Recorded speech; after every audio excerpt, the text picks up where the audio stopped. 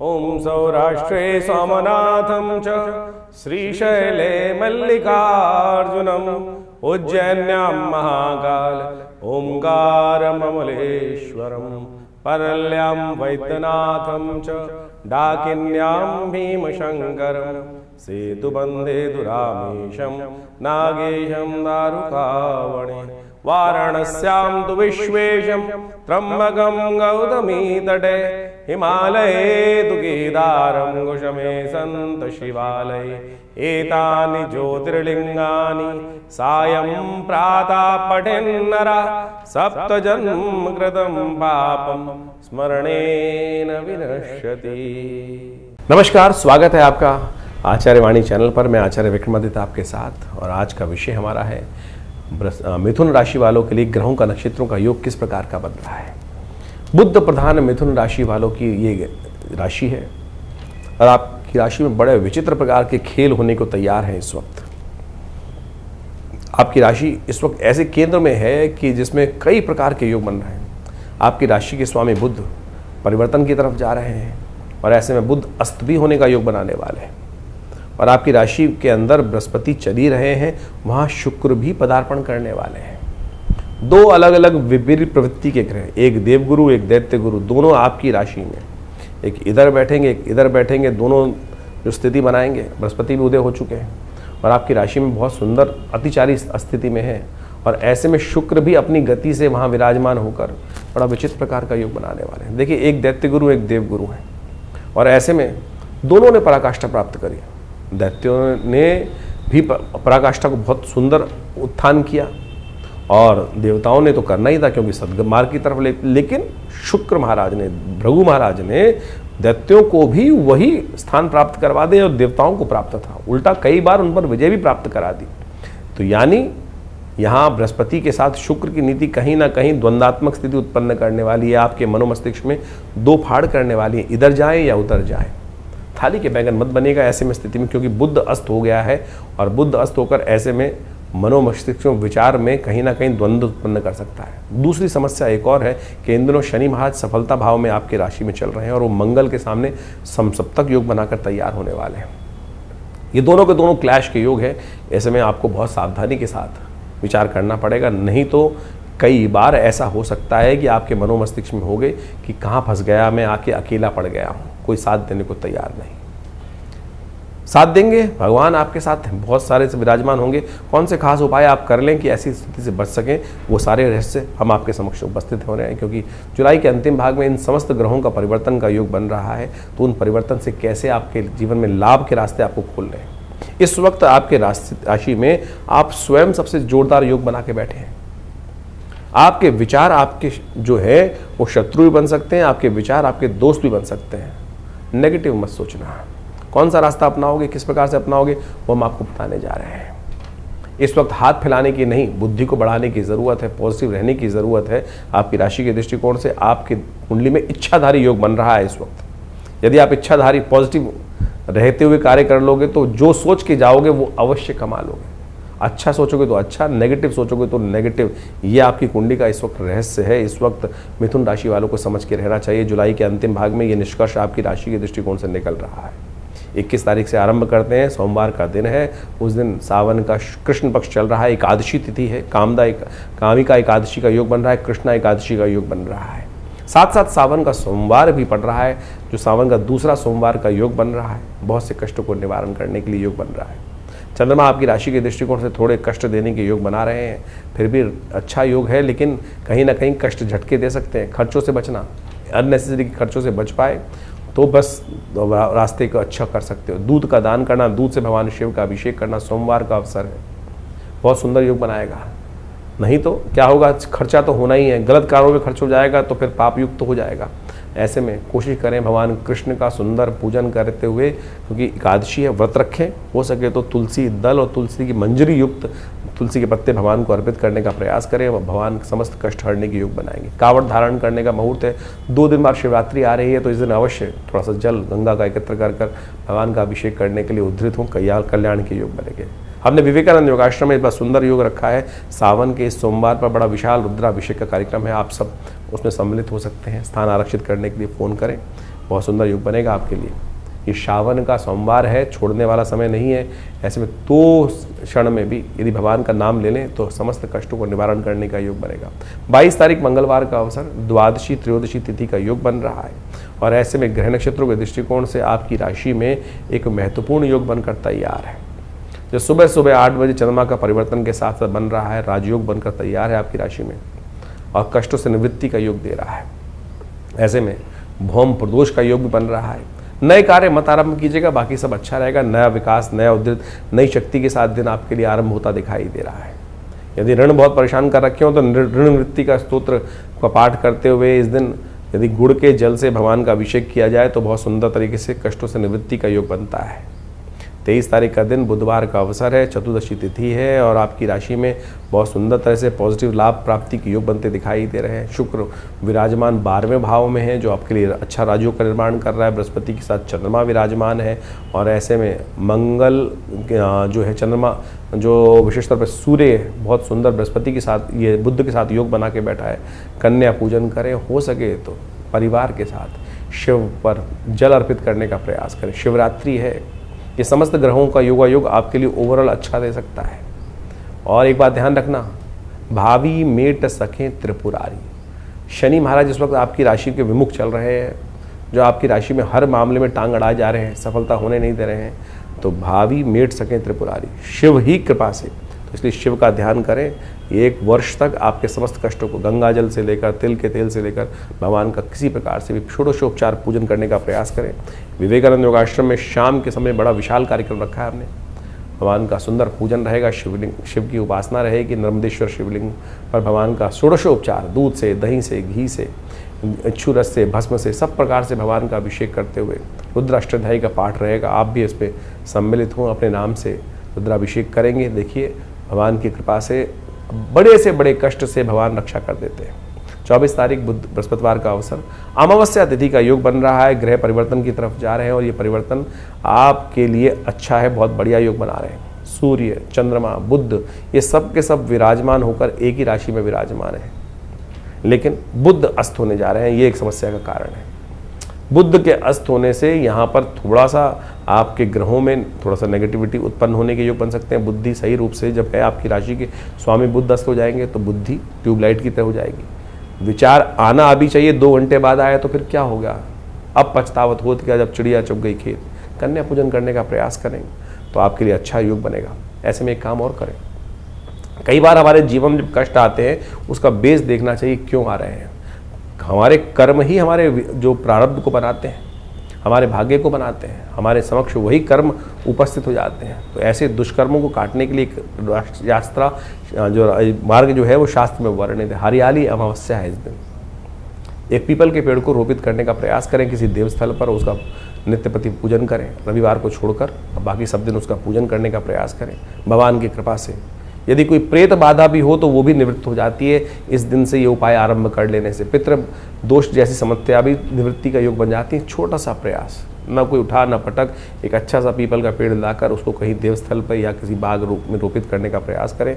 रविवार को छोड़कर कुछ दिन उसकी सेवा करने का प्रयास करें, अपनी गति को पकड़ लेगा और आपके कष्टों को निवृत्ति का योग बना देगा। 25 तारीख शुक्रवार का अवसर और ऐसे में ग्रह नक्षत्रों के दृष्टिकोण से समय परिवर्तन की तरफ आगे बढ़ रहा है और ये परिवर्तन आपकी राशि के दृष्टिकोण से देखें तो बहुत विशेष है। सावन का शुक्ल पक्ष आरंभ हो रहा है।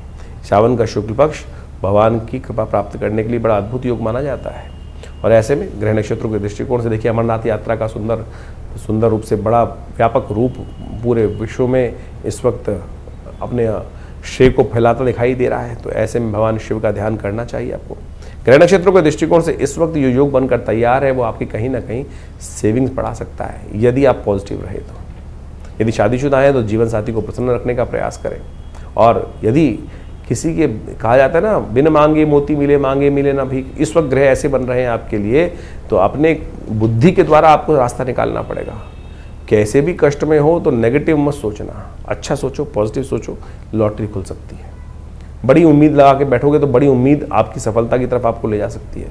गलत सोच होगी, नेगेटिव सोच होगी, हरे मैं मर गया, फंस गया, थोड़ा कष्ट होने के योग बन रहा है, इसमें तो कोई रास्ता ही नहीं निकलेगा, तो नहीं निकलेगा रास्ता। सोचे, कि मैं जहाँ बैठा हूँ वो रास्ता निकाल के लाऊंगा आज, तो ये रास्ता आपके समक्ष आने लगे, ऐसा योग बन रहा है आपकी राशि के दृष्टिकोण से। एक काम करें, आपकी राशि के दृष्टिकोण से गौ सेवा करने का प्रयास करें। मंगल इस दिन विशेष तौर पर सूर्य के नक्षत्र में प्रवेश करते दिखाई दे रहे हैं, जो उत्तरा फाल्गुनी नक्षत्र में प्रवेश कर रहे हैं, और ये आपके शौर्य बल को बढ़ाने का योग बनाते दिखाई दे रहे हैं, पुरुषार्थ बढ़ाते दिखाई दे रहे हैं। आलस मत करिएगा, आलस में फंस जाएंगे, इस बात का ध्यान रखते हुए कार्य करेंगे तो अच्छा रहेगा। 26 तारीख शनिवार का अवसर है और इस दिन ग्रहों का परिवर्तन का योग बन रहा है। सबसे बड़ा परिवर्तन ये हो रहा है कि 12वें भाव से निकलकर शुक्र आपकी लग्न राशि में प्रवेश करते दिखाई दे रहे हैं। वहाँ बृहस्पति पहले से विराजमान है। द्वंद्वात्मक स्थिति मनोमस्तिष्क में उत्पन्न होती दिखाई देगी। द्वंद्व से बचते हुए कार्य करने की जरूरत है। पुरुषार्थ सही दिशा में होगा तो बहुत अच्छा होगा। शिव आपके समस्त कष्टों को निवारण करें। जिस वक्त चंद्र दर्शन हो रहा हो शाम को, उस समय शंकर भगवान के मंदिर में जाकर तेल से भगवान का अभिषेक करने का प्रयास करें। शनि आपके कंट्रोल में आ जाएंगे। ऐसा योग बन रहा है, खासतौर पर ध्यान रखते हुए कार्य करें, क्योंकि शनि को मनाना इस वक्त सबसे ज़्यादा जरूरी है। आपकी राशि के दृष्टिकोण से इस बात का ध्यान रखते हुए कार्य करेंगे तो बहुत अच्छा रहेगा। और हमने एक विशेष एपिसोड बनाया था कि शुक्र और जो बृहस्पति एक राशि में प्रवेश कर रहे हो उनका क्या प्रभाव होगा, उसको आप अच्छे से समझ सकते हैं। 27 तारीख रविवार का अवसर है और ऐसे में तृतीया तिथि विद्यमान है और रविवार के दिन सुंदर योग बन रहा है मधुश्रवा तीज का। ग्रह नक्षत्रों के दृष्टिकोण से आपके पुरुषार्थ से बहुत सारी चीज़ें बन सकती हैं।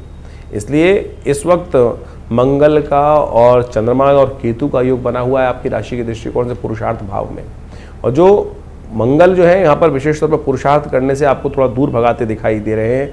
पुरुषार्थ से भागेगा मत, आलस करेंगे तो फिर कहीं ना कहीं चीज़ें खराब हो सकती हैं। किसी की बातों में मत आइए, अपनी चाल में मस्त हो। हाथी चलत बाजार में कुत्ता भौंक हजार, साधुन को दुर्भाव नहीं जो निंदे संसार। इस दिन विशेष तौर पर शहद का दान करें और हो सके तो शहद से भगवान का अभिषेक करें, कल्याण होगा। 28 तारीख सोमवार का अवसर है, चतुर्थी तिथि विद्यमान है। सावन का तीसरा सोमवार का सुंदर योग बन गया है। इस दिन मंगल भी परिवर्तन की तरफ जा रहे हैं और ये परिवर्तन बहुत विशेष होगा।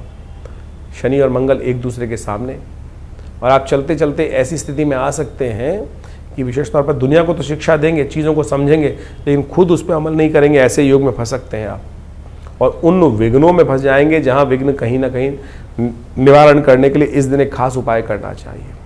इस बार एक खास योग बना है कि सावन के सोमवार, 2 सोमवार जो हैं वो चतुर्थी को ही पड़ रहे हैं। विघ्नहर्ता भगवान गणेश का सुंदर स्तवन कर कर आप इन समस्त विघ्नों को, जीवन के विघ्नों को दूर करने का योग बना सकते हैं। और जो शास्त्र के दृष्टिकोण से सौर पुराण के अनुसार से कहा गया है कि यदि सावन का सोमवार चतुर्थी के दिन पड़े तो उस दिन दूरवा के गणपति बनाकर उनका यदि पूजन किया जाए भगवान शिव के परिवार के साथ साथ, तो समस्त कष्टों से निवृत्ति के योग बन जाते हैं। हमने विवेकानंद योगाश्रम में इस तीसरे चतुर्थी पर ये सुंदर कार्यक्रम रखा है। सुंदर भगवान का अभिषेक रहेगा, दूरवा से भगवान का पूजन रहेगा। ये 108 दूरवा अंकुर अर्पित करने की सुंदर व्यवस्था रहेगी। आप भी अपने नाम से रुद्राभिषेक यदि कराना चाहें तो विवेकानंद योगाश्रम में संपर्क साध सकते हैं। यदि स्वास्थ्य की समस्या हो तो दूरवा से यदि इस शुभ मुहूर्त में 108 दूरवा अंकुर भगवान को अर्पित किए जाएं तो समस्त कष्ट से निवृत्ति के योग बन जाते हैं। 29 तारीख मंगलवार का दिन है, पंचमी तिथि विद्यमान है। ग्रह नक्षत्रों के दृष्टिकोण से समझें, चंद्रमा परिवर्तन की तरफ जा रहे हैं बहुत तेज गति से और मंगल का साथ नहीं छोड़ रहे हैं।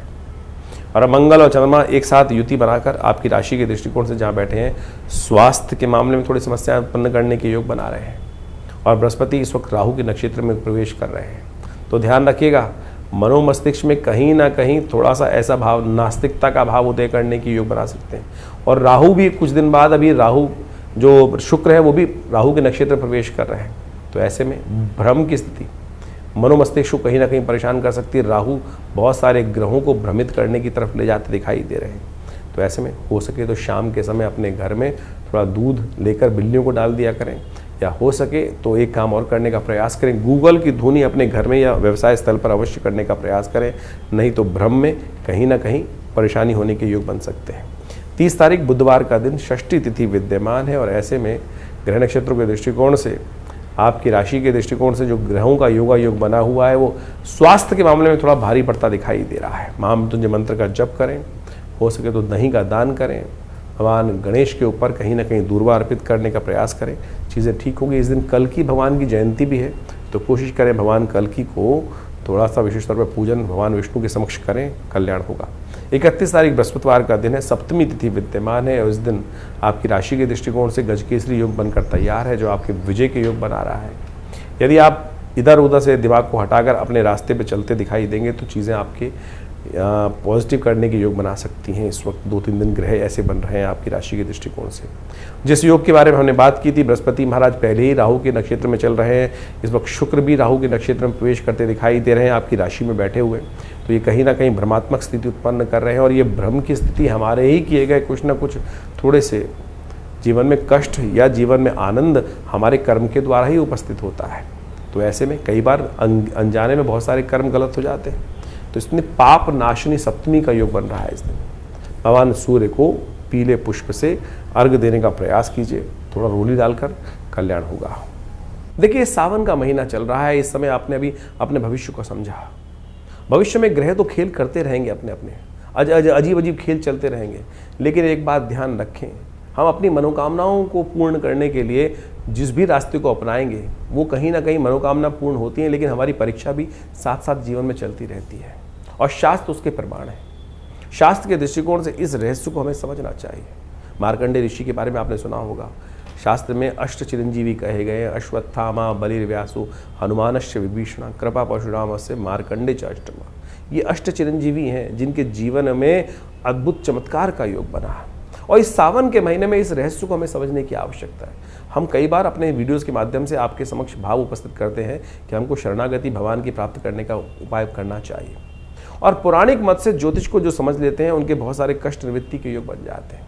ये सावन का महीना बेहद खास है और ऐसे में संसार में शास्त्रों में लिखा है कि हमारे समस्त जो जीवन जो है ग्रहों के अधीन है, ग्रहों के उठापटक परिवर्तन के अनुसार से हमारे जीवन में अच्छा बुरा समय हमको प्राप्त होता है, लेकिन उसके ऊपर भी एक 10वां ग्रह है भनु भगवान का अनुग्रह करना। जो भगवान का अनुग्रह कर लेते हैं उनके समस्त 9 के 9 ग्रह शांत हो जाते हैं। एक बार एक ऋषि थे, एक ब्राह्मण थे, उन्होंने भगवान के समक्ष पूजा करी, प्रार्थना करी, काशी में रहते थे, भगवान की नित्य प्रति पूजा करते थे। घर में कोई संतान नहीं थी, तो भगवान को प्रसन्न किया। भगवान शिव तो है, जैसा महीना चल रहा है तो कहा जाता है कि सावन के महीने में भगवान पे एक लोटा भी अर्पित कर दोगे तो भगवान तथास्तु का वरदान ही देते हैं। भगवान प्रसन्न हुए, कहा जाता है बहुत वर्षों की साधना से, और भगवान ने उन ब्राह्मण को, विप्र को कहा कि बोलो क्या चाहते हो। उन्होंने भगवान के सामने प्रार्थना रखी कि हमारे घर में संतान नहीं, संतान आप आशीर्वाद दें तो संतान। भगवान ने बड़ा विचित्र प्रश्न किया, बोले संतान चाहिए, पुत्र चाहिए, कुपुत्र चाहिए। कुपुत्र चाहिएगा तो लंबा जीने वाला मिलेगा, सुपुत्र चाहिए तो केवल 5 वर्ष की आयु वाला मिलेगा। कहा जाता है कि संतान की आकांक्षा में उस साधु ने, संत ने, ब्राह्मण ने कहा कि भगवान सुपुत्र ही दो, कुपुत्र होगा तो जीवन भर कष्ट देगा, कम से कम 5 साल तो सुख प्राप्त करने का योग बनेगा, संतान की सेवा करने का अवसर मिलेगा। भगवान ने तथास्तु कहा। देवयोग से संतान प्राप्ति हुई, मार्कंडेय ऋषि उस घर में उत्पन्न हुए, और जैसे जैसे जीवन समय आगे चलता रहा, उस साधु को, उस ब्राह्मण को ये तो पता ही था कि बच्चे की आयु केवल 5 साल है। 4 साल बड़े सुंदर निकल गए, 1 वर्ष रह गया। मन में ऐसे भाव थे कि अब बचा कहाँ है समय, सुख का बस अंतिम समय है, बालक का जीवन केवल 1 वर्ष शेष रह गया है।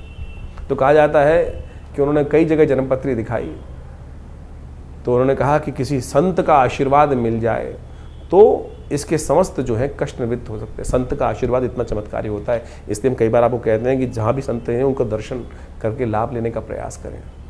तो मार्कंडेय ऋषि के जीवन में एक घटना घटी कि उनके पिता को कहा किसी ज्योतिषी ने कि भाई संत का आशीर्वाद चाहिए, संतों का आशीर्वाद। बोले संत कहाँ ढूंढने मिलेंगे, संत कहाँ ढूंढूं।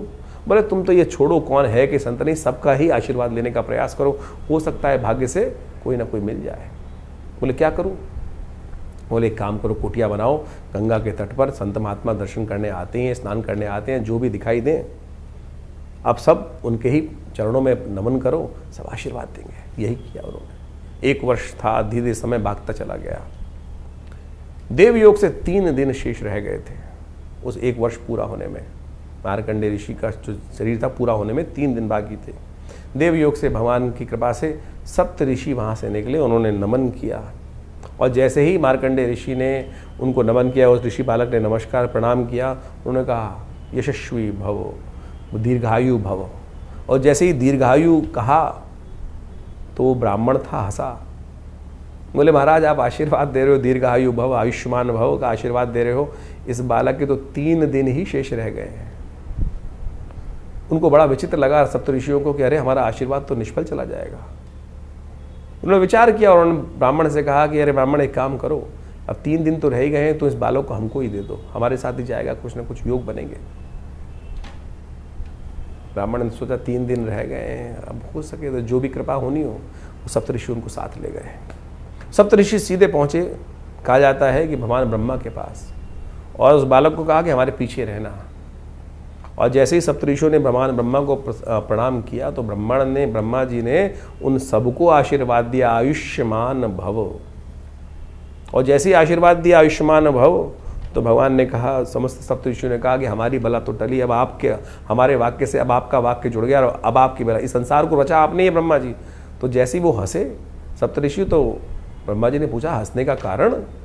बोले इस बालक की आयु के 2 ही दिन शेष रह गए हैं, अब तो कल इसकी मृत्यु होनी, और आपने तो आयुष्मान भव का आशीर्वाद दे दिया। अब आप हमने पहले दिया था, पूरी वृत्तांत सुनाया, पहले हम फंस रहे थे, आपको भी फंसना है। आप अपनी वाक्य को कैसे रखेंगे, मर्यादा कैसे रखेंगे अपने आशीर्वाद की, वो आपके ऊपर है। ब्रह्मा जी ने विचार किया, बोले अब तो एक ही रास्ता है कि जो संसार में जो सबसे पराशक्ति है वही इस कष्ट से निवृत्ति का मार्ग दे सकती है। कहा जाता है कि भावी मेट सके त्रिपुरारी, सब लोग वहाँ पर चलकर भगवान शंकर के द्वार पहुँचते हैं। भगवान शंकर के जब द्वार पहुँचते हैं तो वही प्रणाम, सबने प्रणाम किया और भगवान शंकर ने आयुष्मान प्रदान किया, यशस्वी भव, आयुष्मान भव। भगवान के समस्त जो भी जाएगा आशीर्वाद देगा। आपके समक्ष भी कोई आता है तो आप यही आशीर्वाद देते हैं ना, ये थोड़ी देखते हैं कि कौन कैसा पात्र है। जब झुका तो आशीर्वाद स्वयं निकलेगा, और जैसे ही वो बालक त्या समस्त झुके तो वो आशीर्वाद निकल गया। तो सबने भगवान के समक्ष कहा, भगवान आप ही कर सकते हैं, आप ही का आशीर्वाद है, यही कर सकते हैं। भगवान ने देखा क्या हुआ, तो उस बालक को देखते ही भगवान को याद आया, तो ये हमारा ही आशीर्वाद से दिया हुआ पुत्र है, और अब आशीर्वाद दे दिया। तो भगवान ने उनको सप्तऋषियों का, तुम जाओ, इस बालक को यहीं छोड़ जाओ। और जब ये इस बालक को वहीं छोड़ दिया, शाम के समय का समय था, यमराज आए, और यमराज ने उस दिन अपना जैसे ही फंदा उस मार्कंडे ऋषि के गले में डाला, ओम नमः शिवाय का जप करते वो शिव से चिपट गए। भगवान ने त्रिशूल लेकर जैसे ही यमराज की तरफ आक्रमण किया, अरे मेरा नाम ले रहा है भक्त, इस पर तुम अपना फंदा डाल रहे हो। तो यमराज ने कहा, भगवान आप ही का दास हूँ, आप ही के संसार के क्रम को चलाने का कार्य करता हूँ, आपने जो दायित्व दिया है। तो भगवान ने बड़ा विचित्र उनको जवाब दिया कि आशीर्वाद मेरा है, मैंने ही आयु दी थी, तो इसको मेरे अनुसार ही तुमको समझना पड़ेगा। बड़ा सुंदर शास्त्र में व्याख्यान मिलता है कि भगवान ने किस प्रकार से मार्कंडे को अमर किया। तो भगवान ने कहा कि एक बात समझो कि किस प्रकार की स्थिति है। ये सावन का महीना इतना सुंदर है कि ऐसे में भगवान शिव की आराधना कर कर आप समस्त अपने जीवन के कष्टों को दूर कर सकते हो। इस भाव को हमें समझने की आवश्यकता है। तो कहा जाता है भगवान ने यमराज से कहा कि एक बार बताओ कितने वर्ष की आयु दी थी। बोले 5 वर्ष की आपने आयु दी थी। 5 वर्ष की आयु। बोले 5 वर्ष किसके थे? 5 वर्ष मेरे अनुसार चलेंगे, गणना मेरे अनुसार चलेंगी या तुम्हारे अनुसार चलेंगी? बोले भगवान आप ही बताएं किसकी गणना। बोले मेरी गणना के अनुसार से मैंने 5 वर्ष की आयु दी, तो 5 वर्ष मेरी गणना के अनुसार से चलेंगे, तुम्हारी गणना के अनुसार से नहीं चलेंगे। इस संसार में कहा जाता है कि जो कई कल्प, एक ब्रह्मा के जीवन में कई कल्प विराजते हैं, और भगवान तब उनका जो आयु पूरी होती है। कई कल्प जब बीत जाते हैं, कई कल्प बीते, तब ब्रह्मा जी की वो आयु निकलती है, और भगवान शिव के एक दिन में 10 ब्रह्मा की आयु निकल जाती है। तो अब भगवान ने कहा गिनाओ, 5 वर्षों के महीने बनाओ, दिन बनाओ, उसके बाद गणना करो। तो यमराज ने हाथ जोड़े भगवान के। तो ये चमत्कार है भगवान की भक्ति का। तो मार्कंडे ऋषि जब अमर हो सकते हैं, शास्त्र में वर्णित है, तो असंभव इस संसार में कुछ नहीं है। तो आप बड़ी श्रद्धा के साथ भगवान के अनुनय विनय के साथ पूजन करने का इस सावन के महीने में सुंदर जो योग बन रहे हैं, जो आपने भी समझे, तो इसलिए इस भक्ति मार्ग पर चलने का प्रयास करें। जीवन में चमत्कार हो सकता है। बाकी सब ग्रहों का जो खेल है वो तो है ही है, विचित्र है। तो ये ग्रहों की गणना जो आप समझ रहे हैं, वो एक तरफ नवोग्रह, एक तरफ 10वां ग्रह प्रभु का अनुग्रह एक तरफ, उसको अपनाने का प्रयास करें, चमत्कार हो सकता है। तो सावन के सुंदर महीने में आपने ग्रहों का योगा योग समझने का प्रयास किया और इसके अनुसार से आपकी राशि के दृष्टिकोण से किस प्रकार के ग्रहों का योगा योग चल रहा है वो आप समझ लें तो बहुत अच्छे से आप चीज़ों को, परिस्थितियों को अपने अनुरूप से परिवर्तन करने का योग बना सकते हैं। देखिए, जैसे ग्रहों का योग, परिवर्तन का योग इस समय बना है, चाहे वो शनि का परिवर्तन हो चुका हो, उसके साथ साथ मंगल का परिवर्तन जो विचित्र योग बना रहा है वो आपको समझ लेना चाहिए, समसप्तक योग। ऐसे में कई ग्रहों का जो परिवर्तन, बुध का अस्त होना, ये सबका सब बहुत विशेष योग लेकर आपके जीवन में उपस्थित हो रहा है। यदि हम वास्तविक तौर पर राजनीतिक दृष्टिकोण से या विश्व के व्यापक दृष्टिकोण से देखा जाए तो शनि मंगल का समसप्तक योग कई प्रकार की भयावह त्रासदियों को जन्म दे सकता है, चाहे वो प्राकृतिक आपदाओं के रूप में हो या वो विशेष तौर पर राजनीतिक तौर पर या सामाजिक दृष्टिकोण से। कई प्रकार के द्वंद्व ऐसे समय में उपस्थित होते हैं। ज्योतिष की गणनाओं के अनुसार से इस बात को हम अच्छे से समझ सकते हैं कि जब जब शनि मंगल आपस में या तो एक संग बैठे हों या एक दूसरे के सामने हो तो युद्ध की स्थिति रहती है, चाहे वो किसी का भी जीवन चल रहा हो। तो ऐसे में अपने मनोमस्तिष्क को हमको शांत रखते हुए कार्य करने का प्रयास करना चाहिए। जिस प्रकार से ग्रह योग आने वाले 3-4 महीने तक के लिए इस प्रकार की स्थिति बना रहे हैं, अभी समसप्तक योग बन रहा है, फिर आगे जाके षडाष्टक योग फिर पुनः बन जाएगा शनि का और विशेष तौर पर मंगल के साथ। और ऐसे में 2 ग्रह विशेष तौर पर और भी समझने की आवश्यकता है। शुक्र और बृहस्पति दोनों ज्ञान के देवता हैं, एक देवगुरु हैं और एक दैत्य गुरु हैं, और उनका भी एक स्थान पर युति होना वो भी विशेष तौर पर विशेष परिवर्तन का जीवन में उत्थान करने का योग देता है। ऐसे में समझना चाहिए कि बुद्धि की युग चलेंगे और कहीं ना कहीं बुद्धि के तर्क वितर्क के दृष्टिकोण से कहीं ना कहीं स्थितियों को हम अपने पॉजिटिव भी कर सकते हैं और नेगेटिव भी कर सकते हैं।